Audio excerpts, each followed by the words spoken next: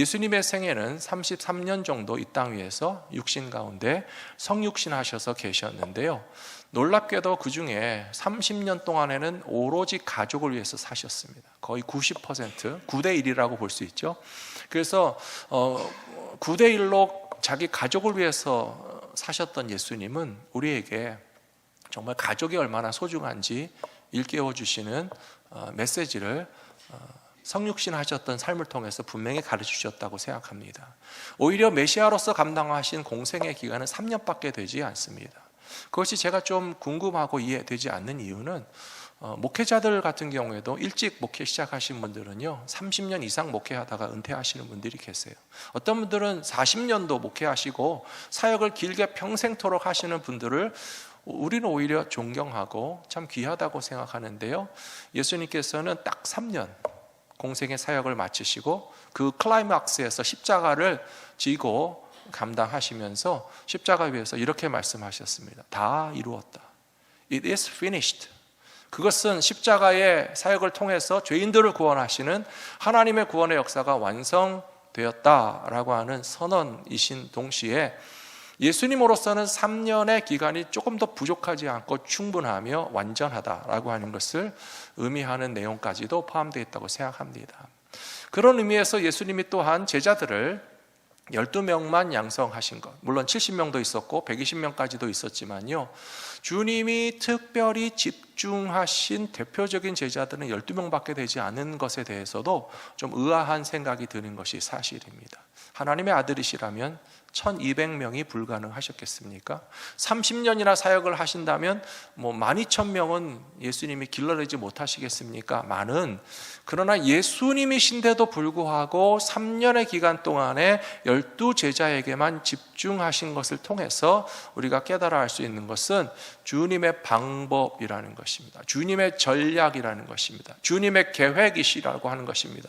그리고 십자가에서 다 이루었다 하신 것처럼 12명의 제자면 충분한데 12명이 나아가서 또 다른 제자들을 예수님 닮아가게, 예수님 믿고 구원받게 하시는 그 방법을 통해서 2000년의 세월이 흐르니까 어떤 결과가 나타났습니까? 저도 예수 믿고 여러분도 예수 믿고 온 세계 나라와 민족이 다 예수의 복음을 들을 수 있고 구원받을 수 있고 주님을 따라갈 수 있는 전략은 굳이 예수님이 10배, 100배의 제자들을 키우지 않으셨어도 충분히 가능하셨다라고 하는 것을 생각한다면 사람의 이성과 판단력으로 예수님의 3년이 짧지 않았을까? 예수님의 12명 제자는 너무 조금 하신 것이 아닐까라고 생각하지 마시고 우리에게 맡겨주신 적은 숫자의 믿음의 동역자들이 얼마나 귀하게 또 예수님의 제자답게 신앙생활을 할 수 있는지를 배워가는 것이 꼭 필요하다고 저는 생각합니다. 그래서 오늘 첫 번째로 예수님의 제자들은 함께 기도하기 위해서 소그룹이 필요하다라고 하는 사실을 발견할 수 있습니다. 예수님께서 부활 승천하신 이후에 예수님의 제자들에게 승천하실 때 마지막에 주신 약속이 있죠. 볼지어다 내가 세상 끝날까지 너희와 항상 함께 있으리로다. 사랑하는 성도 여러분, 여러분 믿으십니까? 예수님이 지금 우리와 함께 계신 것을 믿으십니까? 불안하지 않으시죠? 걱정하실 필요 없으시죠? 예수님이 눈에 보이지 않아도 불안하지 않아요. 그것은 예수님의 약속의 말씀을 믿기 때문이라고 저는 생각합니다. 예수님이 분명히 이야기하신 것처럼 세상 끝날까지 우리와 항상 함께 있으리로다라고 하신 말씀을 제자들이 믿었기 때문에 그 이전에는 오히려 불안했고 그 이전에는 두려워했고 그 이전에는 예수님 없으면 큰일 날 것 같았고 심지어 예수님이 한 배에 타고 계셔도 풍랑이 좀 일어나고 물결이 좀 넘친다고 해서 아이고 주님 우리 죽겠습니다 호들갑을 떨던 사람들이었잖아요. 그런데 예수님 승천하셔서 사도신경에 보시면 뭐라고 되어 있죠? 예수님 어디 계십니까? 하나님 보좌 우편에. 사도신경에 의하면, 제가 그래서 말씀드린 거예요. 사도신경에 의하면 하나님 보좌 우편에 앉아 계시고요, 예수님 내 마음속에 계신다. 틀린 건 아니에요. 하지만 예수님이 우리 마음 가운데 계신 방법은 무엇인가 하면 하나님의 영이시고 그리스도의 영이신 성령님께서 우리 안에 내주하시는 방식으로 예수님 우리 마음 가운데 계시고요, 또 신앙 고백에 의하면 하나님 보좌 우편에 계신다. 둘 다 맞는 정답입니다. 중요한 것은 예수님의 제자들이 두려워 떨지 않았던 이유는 주님이 함께 계신다는 사실을 확실히 믿었기 때문이라는 것입니다. 사도행전 4장 29절에 보시면 주여 이제도 그들의 위협함을 굽어보시옵고 또 종들로 하여금 담대히 하나님의 말씀을 전하게 하여 주시오며 손을 내밀어 병을 낫게 하시옵고 표적과 기사가 거룩한 종 예수의 이름으로 이루어지게 하옵소서 하더라 라고 기도하고 있습니다. 사도행전 4장의 배경을 조금 말씀드리면요, 베드로와 요한이 성전 미문에 앉은 안진뱅이를 일으켜줬습니다. 나사렛 예수의 이름으로 명하노니 일어나 걸으라 라고 했을 때 주님의 이름으로 능력이 나타났습니다. 그것에 대해서 베드로와 요한은 확신을 가지고 있었는데요, 우리는 예수님의 이름으로 선한 일을 행하였고 이것이 하나님께 영광 돌리는 일이라고 확실히 믿었습니다. 그런데 성전의 권력을 잡은 사람들과 산헤드린 공의회 예루살렘의 70명의 지도자들은 그 베드로와 요한을 불러다 놓고 뭐라고 했는지 아십니까? 예수의 이름을 말하지도 말고, 예수가 부활했다라고 이야기하는 것은 불법이고 다시는 이렇게 다니면서 전도도 하지 말라라고 엄포를 놓았지만, 그러나 놀랍게도 베드로와 요한은 오늘 사도행전 4장 29절에 있는 말씀처럼 위협 당한 것은 사실인데요, 조금도 두려워하지 않았습니다. 어떻게 이런 일이 있을 수 있었겠습니까? 저는 두 가지를 말씀드리고 싶습니다. 하나는 성령님이 계시기 때문에 그렇습니다. 예수님의 제자들을 보면 확연하게 달라진 아주 중요한 터닝 포인트가 있는데, 그것은 오순절 마가의 다락방에서 성령 강림의 역사 가운데 성령님이 우리에게 찾아오시는 것을 다 경험했는지, 그 전과 그 후에 베드로의 모습이 굉장히 달라졌습니다. 그 전에는 두려워 떨고 심지어 예수를 부인했던 베드로였지만, 그러나 성령 강림의 역사를 체험한 이후에 베드로는 예루살렘 시내에 나가서 아주 담대하게 예수님의 이름을 증거할 수 있도록 성령님을 체험하는 것이 중요하다는 것입니다.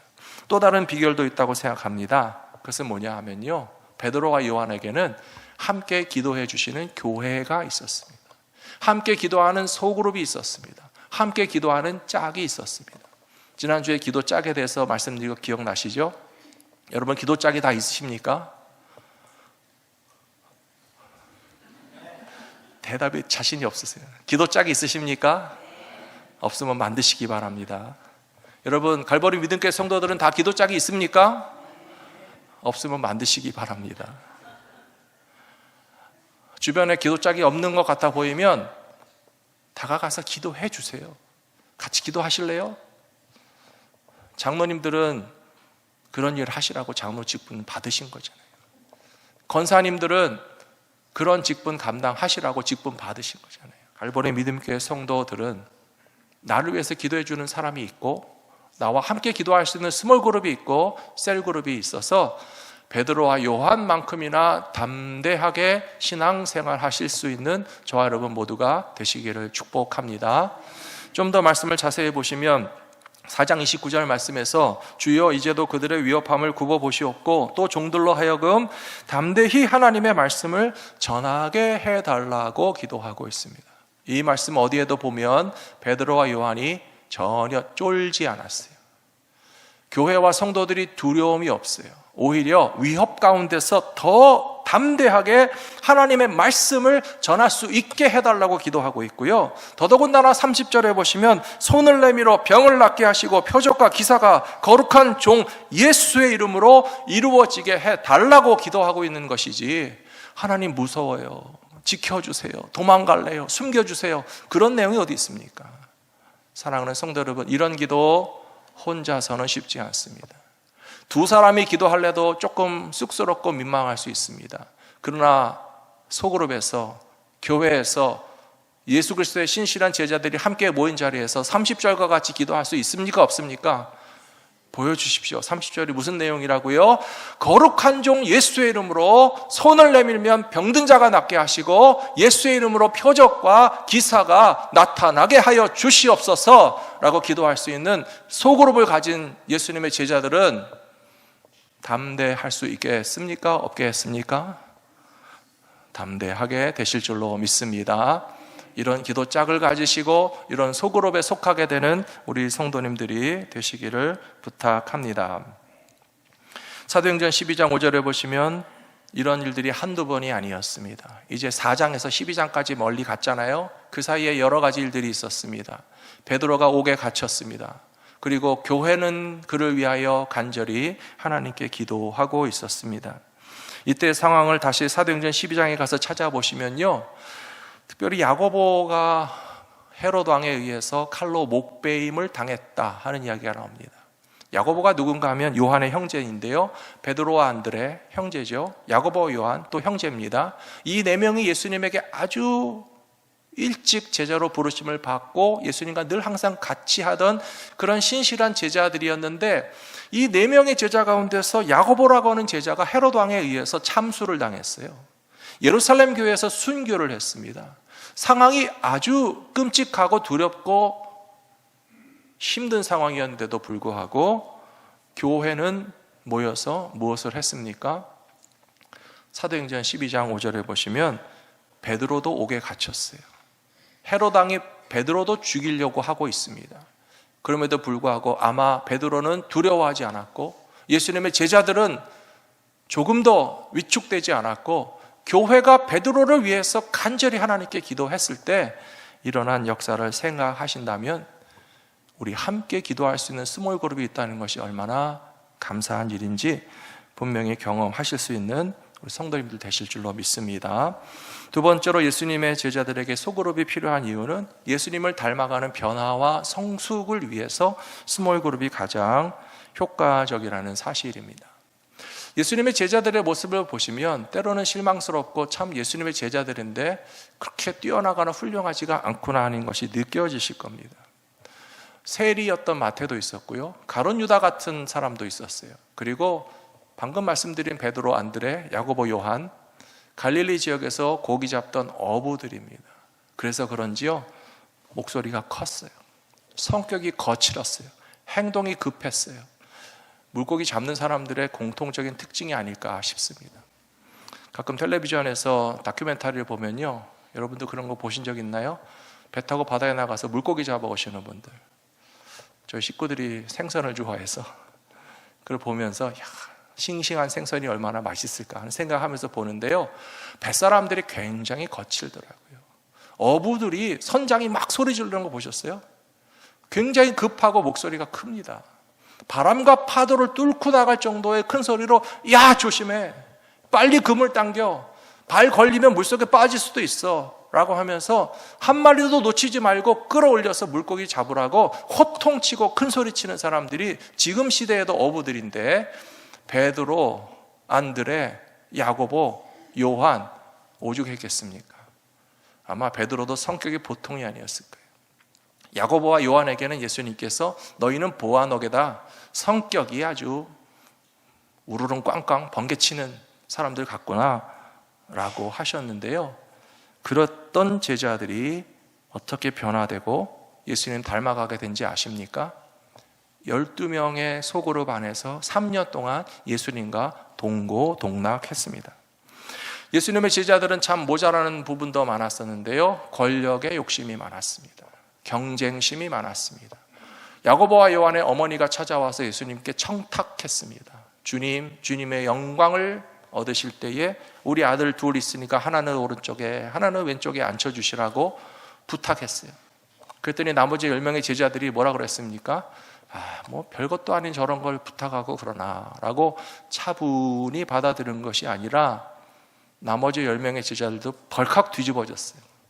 왜 화를 내고 왜 목소리가 커지는지 아십니까? 똑같기 때문에 그래요. 나도 예수님 오른쪽에 앉고 싶고, 나도 예수님 왼쪽에 앉고 싶고, 나도 권력을 잡고 싶고, 나도 높아지고 싶고, 나도 내 하고 싶은 대로 하고 싶은데 우리보다 선수 쳐서 2명이 먼저 가가지고 예수님께 얘기했다고 하니까 나머지 제자들의 마음에도 똑같은 게 들어있으니까 같이 싸우고 같이 큰 소리 내는 거예요. 그랬던 제자들이 놀랍게 변화됐습니다. 성령 받아서 변화됐을 뿐만 아니라 소그룹 안에서 그들이 서로 부딪히고 갈고 닦고 볼 걸 안 볼 걸 다 봤기 때문에 예수님을 닮아가는 체험을 하게 된 것이라고 저는 생각합니다. 사도행전 4장 32절에 보시면 놀라운 말씀이 나와 있습니다. 이 말씀이 놀랍게 여겨지시게 되기를 부탁합니다. 예수님의 제자들이 모여 있는데요, 12제자들도 3년 동안 안 그랬었는데 어떻게 그들이 한 마음이 되고 한 뜻이 되고 물건을 통용하고 자기 재물을 제 것이라고 하지 않고 다 나눠주는 일이 있었겠습니까? 안 그랬잖아요. 시기하고 질투했잖아요. 예수님이랑 같이 있을 때도 수근수근 하면서 누가 더 높은 자냐, 심지어 발 닦을 차례가 됐는데 발도 안 닦아줬어요. 예수님 십자가 지시기 직전까지 12명의 제자들과 예수님이 모인 자리에서 그날 발 닦아야 될 당번이 누군지 모르겠는데 발 안 닦고 버티고 있으니까 예수님이 어떻게 하셨어요? 내가 해야지. 예수님이 12명의 제자들을 다 닦아주신 이유는 그들이 아직도 변화되지 않았어요. 아직도 성숙하지 않았어요. 아직도 예수님 닮아가려면 너무 멀었다 싶었는데 사도행전 4장에 가보니까 달라졌는데요, 저는 그 사이에 있었던 비밀은 스몰 그룹의 다이나믹이라고 생각합니다. 여러분, 우리가 지금 공기에 숨을 쉬고 있고 제가 이렇게 손을 펄럭이면 아마 공기가 조금 살짝 느껴지는데요, 진짜 여기 에어가 있는 것을 확실히 느끼려면요, 풍선을 불어보면 합니다. 풍선을 불고서 불면 바람이 꽉 차서 빵빵해지겠죠? 그러면 그 풍선 안에 공기는 풍선 밖에 공기보다 더 많이 압축돼서 들어갔다는 뜻이에요. 근데 그 풍선을 계속 불면 어떻게 될까요? 빵 터지죠. 풍선이 빵 터지면 실패한 거예요. 근데 오늘 교회 오실 때 여러분 다 차 타고 오셨죠? 타이어가 풍선이라고 생각해 보세요. 타이어 안에 공기가 없으면 어떻게 될까요? 차가 주저앉아요. 타이어 안에 공기를 꽉 채워서 적정한 압력만큼 채우면 차가 잘 갈 수 있어요. 타이어도요, 한없이 채우면 터질까요? 안 터질까요? 터집니다. 조심하십시오. 적당한 압력을 잘 채워놓으면 타이어 4짝이 2톤, 3톤 되는 차를 들어 올려서 우리가 차를 타고 다닐 수 있게 만드는 거예요. 스몰 그룹은 안전한데 위험하고 위험한데 안전합니다. 스몰 그룹은 안전하지만 위험할 수도 있어요. 위험하지만 안전해야 됩니다. 무슨 뜻인지 아세요? 많은 사람들이 모여 있다면 우리들 자신을 가릴 수 있어요. 숨길 수 있어요. 내 자신의 있는 모습 없는 모습 드러낼 필요 없어요. 베드로가 그렇게 성질 급하고 큰소리치는 사람인지 야고보와 요한이 정말 울의 아들인 보아너게였는지 아마 스몰 그룹에 들어가지 않았으면 깨닫지 못했을 거예요. 거기서 막 싸우고 큰소리치고 성격 다 드러나고 하는 가운데 그들이 점점 변화되었습니다. 터지지 않을 만큼의 압력을 받는 공기가 타이어 안에서 서로 분자들이 막 부딪히고 밀쳐내고, 그러나 균형을 잡고 어떻게 그 안에서 역할을 해야 되는지 깨닫게 되었을 때에 베드로가 변했잖아요. 베드로가 달라졌잖아요. 예수님의 제자들이 안 그랬던 사람들이었는데 성령 받은 것뿐만 아니라 예수님의 제자로서 스몰 그룹 안에서 어떻게 살아야 되는지 훈련받게 되자 사도행전 10장에 가서 보시면 이렇게 베드로가 달라졌습니다. 베드로가 불러들여 유숙하게 하니라. 이튿날 일어나 그들이 함께 갈새 욥바에서 온 어떤 형제들도 함께 가니라. 이튿날 가이사랴에 들어가니 고넬료가 그의 친척과 가까운 친구들을 모아 기다리더니 마침 베드로가 들어올 때에 고넬료가 맞아 발 앞에 엎드려 절했다 라고 하는 말씀 23절에 보시면 베드로가 전도하러 갈 때 혼자 가지 않았습니다. 고넬료의 집안에 복음을 전하고 예수 믿고 하는 이 놀라운 사역 가운데 나 혼자도 할 수 있어 라고 달려가지 않았고요, 같이 갔어요. 언제나 함께 기도하는 동역자가 있고 함께 사역하는 팀원이 있고 나 혼자는 부족하지만 그러나 우리 함께 기도하는 동역자들과 스몰 그룹이라도 가면 할 수 있다라고 하는 사실을 배웠기 때문에 베드로도 이렇게 변화된 것처럼 우리 모두의 신앙생활이 기도 짝을 통해서, 스몰 그룹을 통해서, 인격적인 교제를 나누는 갈보리 믿음교회를 통해서 변화되고 성숙되게 되실 거라고 저는 믿습니다. 세 번째로 제자들의 공동체가 꼭 필요합니다. 거기에 꿈이 있고 비전이 있기 때문에 기쁜 마음으로 헌신할 수 있는 그런 제자들의 소그룹이 너무나 소중합니다. 오늘 말씀 끝에 보시면 사도행전 4장 36절에서 구브로라고 하는 섬 지역에서 태어난 레위 족속 제사장 지파, 그 사람의 이름은 요셉이었습니다. 본래 이름이. 그런데 사도들이 예루살렘 교회에서 그를 칭찬하면서 이제 바나바라고 이름을 바꿉시다 라고 했고요. 바나바라고 하는 이름의 뜻은 위로의 아들이라고 그랬습니다. 위로라고 하는 것은 영어에 보시면 encouragement라고 되어 있어요. 아주 격려를 잘하고 칭찬을 잘하고 모든 사람에게 있어서 장점을 발견하고 가능성을 보아주고 잘할 수 있어, 잘한다, 고맙다, 귀하다, 감사하다. 저는 우리 모두가 바나바와 같은 마음으로 신앙생활하게 되어지기를 소원합니다. 저는 갈보리 믿음교회 담임 목사인 게 얼마나 좋은지 모르겠습니다. 얼마나 감사한지 모르겠습니다. 매일매일 생각할 때마다 내가 목사인데, 목사님들이 참 많으시지 않습니까? 그런데 갈보리 믿음교회에서 목회를 할 수 있고 우리 성도님들과 함께 주님을 섬길 수 있는 것이 저에게 주신 어떤 선물보다도 귀한 선물을 받은 것이라는 사실을 새삼새삼 느끼게 됩니다. 오늘 오후에 스몰그룹 리더 단합대회가 있어서 자료를 준비하면서 제가 한두 주 동안 쭉 이제 살펴보고 있는데요. 참 리더로서 오랫동안, 십수년 동안 매년 그냥 계속 리더이신 분들이 계세요. 연세가 80이 되시거나 넘으신 분도 계신데 여전히 매년마다 셀리더세요. 셀리더 계속 셀그룹 멤버들을 품어주시는 분. 또 어떤 분들은 저희 교회 오신 지 1년밖에 안 되셨는데 벌써 리더가 되신 분들도 있어요. 그것도 너무너무 감사해요. 또 어떤 장로님은 셀 리더가 더 필요한데요, 큰 셀은 쪼개야 되겠는데요, 그럼 나도 하지 뭐. 90이 넘으셔도 할 수 있어요. 여러분, 저는 이런 갈보리 믿음교회 담임 목사입니다. 얼마나 감사한지 모르겠어요. 이곳에 이사 와서 2년 반 정도가 흘렀거든요. 2년 반 정도 동안에 등록하고 셀에 배정받으신 성도님들의 숫자가 몇 명인지 아십니까? 100명이 넘어요. 여러분, 아까 장로님들 기도하실 때 옆에 빈자리들이 있어서 안타깝다고 하셨죠? 2년 반 동안에 100명이 등록해서 셀그룹에 안 들어가셨으면 어떻게 됐을까요? 훨씬 더 텅 비었을 거예요. 우리가 큰 일을 먼저 행하는 것은 쉽지 않습니다. 하지만 작은 일을 함께 하는 것을 통해서 얼마나 큰 역사가 일어나는지 사도행전 9장의 말씀을 통해서 우리는 알 수 있다고 생각합니다. 요빠라고 하는 교회에 다비다 혹은 노르가라고 하는 여자 제자가 있었습니다.